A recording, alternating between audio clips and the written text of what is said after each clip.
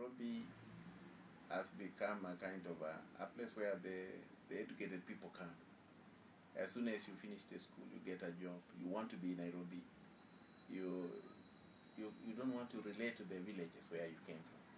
And there is very little that you really want to remit. And as soon as you really settle fully with your full family, then you really go home. And to me, I feel that is being unfair to the people who took you to school. They are the people who really fed you to whatever level, and then you really run away from them. You leave the poor, the village poorer, and really they don't access you at all, and you don't remit anything. And I strongly feel as an individual that it is my responsibility that I always be in touch with them.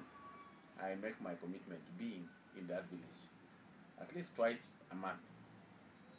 And I think that is the reason why my wife has become a link between me and the village people. And that they have an association of their own, women association. That women association, I always assist them in terms of training, in terms of projects they want to do. And I feel it is my responsibility that I stay with them, even the school. Because like the school that I now have in my village, I've really assisted because I linked them up to some people who assisted me in actually building it. Now the school has really become so big that all the children are now coming in, and I feel that is empowering that village. Because if I don't relate to the village, then that school could not be there. So it is very important that we create also this link between the urban and the village, so that the village people don't have to come to Nairobi to look for jobs. And I think that is the responsibility of everybody who has gone to school, who really feels he has some attachment to them. And that is what I want to build. And I think I have that commitment. And for now, I really want a school. In fact, I'm having a project now. We want to build a girls' school, a girls' boarding, because I realize these girls are not going far. They get pregnant in the villages and they become just wives. So I feel this is not really fair. And I'm thinking now of building a dormitory for them so that they are, in 90% of the time, they are in the school rather than just going home. And those women, again, put them on duty. They become semi-wives. Again, very busy in the evening. They have to look for water. They have to look for vegetables. Then they will never be in school. Yeah. And then now the semi-rich people in the village, they exploit them. So I think it is very important to have them in classroom. And what do you think's at stake? Because a lot of people I've talked to since I've been here is like, within like one generation, it seems like the people are moving to the city. Like it's happening very fast that people are leaving the village. Yeah. What do you think's at stake with that rapid shift? I think the stake in the city is that we are overstretching the resources that are in town. Because in Nairobi, for instance, the water supply has not changed. And it is now, the population is over 3 million people. The plans that we had did not really plan for over 3 million Kenyans in town. And now all of them are all coming. They are depleting everything here. So I think, and then making, again, the villages poorer. And at the end of it all now, what will happen, really? Then you find that everybody looking for a job in Nairobi. Housing in Nairobi is overstretched. Water is overstretched. Electricity is all overstretched. You go to the streets and there is more human jam than even traffic. Because sometimes you cannot. I found every morning I am on the road for almost an hour. And the reason is that there are two places where human people who are going for part-time jobs are passing, and they had to stop the vehicles by force. They really come in and they go. When you look at them, every morning they are moving, they are crossing the road, and they are crossing the jam. So these are the people who need to have the jobs in their villages, so that at least they don't have to come to Nairobi or any other town, anyway, for that matter. Yeah, it is a tricky part of it. But very few of us are really attached to the villages. We come and we come fully. We look for a plot, we buy it at whatever cost. Now plots are so expensive. It has really become a problem. To buy a plot in Nairobi, really expensive. Yeah. And I think there could be a purposeful intention to really also refocus in supporting the villagers.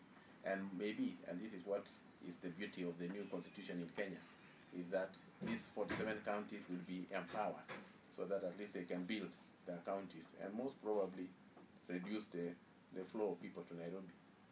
By developing? Yeah, developing those areas. Because we shall have at least 47 well-established counties running their own affairs. And possibly that would be the way of really putting the people back. 47 counties around the country? Yeah, in the whole country. And that's different. How is it now? Or how has it been before? You know, the most of the development has been centrally organized by the people in Nairobi. Central government is taking care of all the development in the country.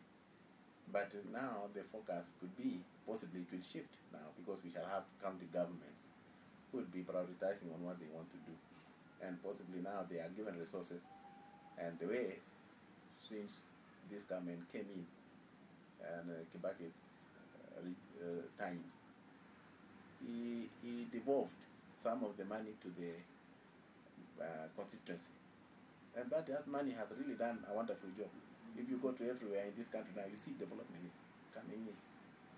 Last 2 weeks I've been moving around and I got surprised. When you start seeing places where I was some 5 years ago, things have changed. Small processing plants are coming up. And I think that is wonderful. If we can have such small processing companies and whatever in those spread around, yeah, then it is taking the jobs to the people rather than them coming for the jobs. Yeah. Yeah. And this is the way, I think this is the way forward. Like satellite cities? They were talking about this kind of idea of satellite cities in Kampala. Yeah, exactly, yeah. In fact, like what the government is now thinking of coming up with another city there, and not far from Nairobi though, but at least it will be away, some 100 kilometers outside Nairobi. That will be better. By already a town, like growing a town. That one where they just starting from scratch. Yeah, they will start from scratch. Really? They really want to have somewhere where they can really do the kind of planning, real planning, because most of them are misplanned. People went and grabbed the plots, so there's really very difficult. You have to buy those people out so that you can build roads. It has become a little bit tricky, but they have to do. I think most of them now, like the new counties, where they put up those counties, it will be slightly different because I think they have to plan. People are now going to think seriously about planning, and they know the effects of what happened in scrapping all the plots, all the roads, all road reserves were just scrapped.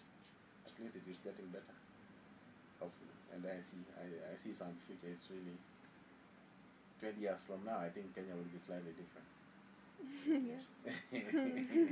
That's what I see. That's what I imagine. Because for 7 counties, I think they will be vibrant counties, and since each one of them will be really planning to do. Most of these members of parliament, once elected, they just come and sit here in Nairobi. They buy a house in Nairobi. They stay in Nairobi. Their children don't go to those village schools. So what happens? They don't go back. Then I think it's remitted to the villages. So it is only by taking those developments to those areas that the people will remain there. And possibly develop some contract now between the consumers in urban areas and the villages, so that at least those people have a role to do and the cities will have a role to do. And I think that would be the way forward. Otherwise this country, we may not feed ourselves. We shall be importing food all the time.